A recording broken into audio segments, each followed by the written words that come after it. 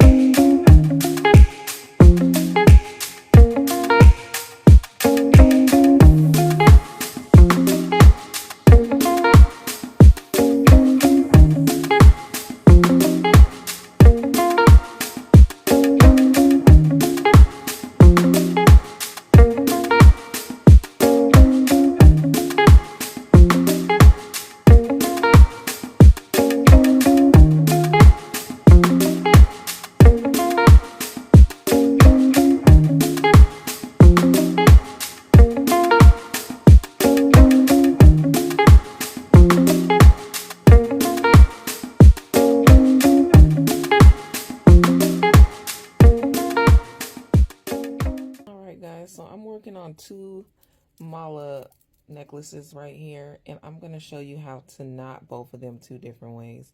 So this one is smaller beads, so I'm working with the string doubled, and then this one is thicker, so I'm using thicker string. The holes are wider, so I am only using one string, meaning it's not doubled up like this one here.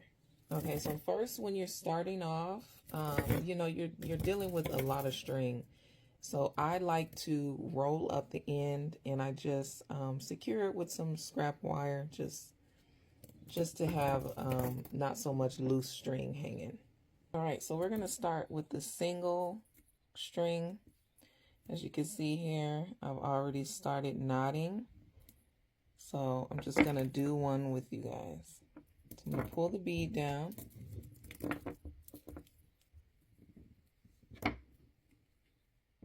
Okay, I'm gonna wrap it around my finger like this here and cross. Pull it to make the hole bigger so that my hand can fit through it and grab all of this and pull it through. And this is why I said I ball up the end so that it's not so much. So I'm going to pull all that through. And the secret here to getting your knot tight is to hold on to the bead within the knot. So see the circle here? I'm in the knot, so I'm not outside of the knot pulling the string and then it's ending up all up here instead of close to the bead. You want to keep your knot around your finger in the bead, if that makes sense. You can see as I'm pulling it what I'm talking about. Now see, as I pulled it from holding the bead here, it let the string get really close to the bead. So now you're going to just scoot down like this here.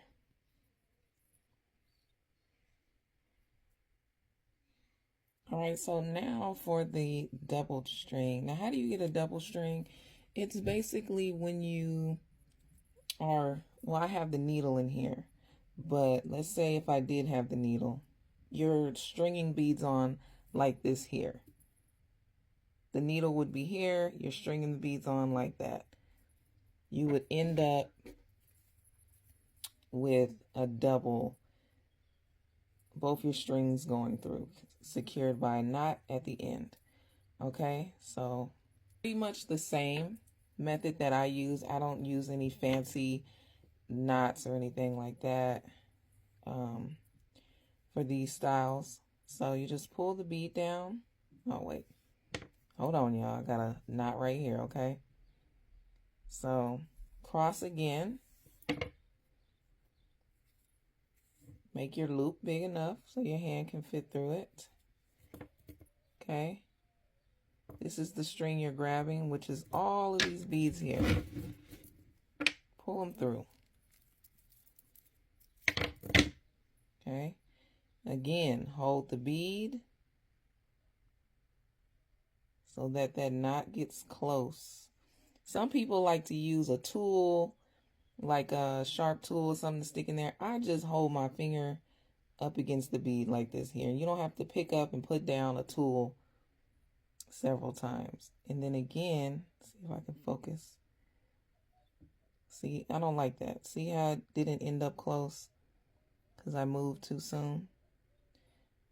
So just open it back up. Hold on. And then I'm going to hold that bead. Get it close. Scoot it down.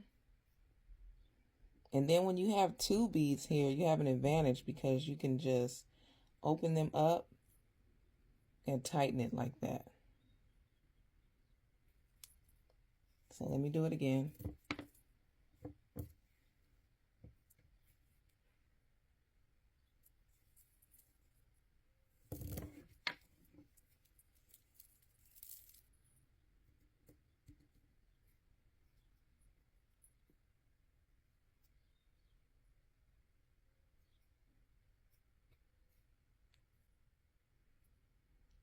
And that's mainly the biggest difference, is that when you have the string doubled up, you can open it and really make that bead extra tight. going to show you what I meant by if you want to use a tool. Okay? So you would just pull your bead down. You would make your loop. Same way. Pull the beads through and all of that. Okay? Then, instead of holding the bead, you would take a tool, something pointy, put it in the knot, and lead it down like that. And then you will remove it, open it, and pull it tight. Some people prefer that way, but works the same. I just don't like having to pick up this tool 100 times and put it back down.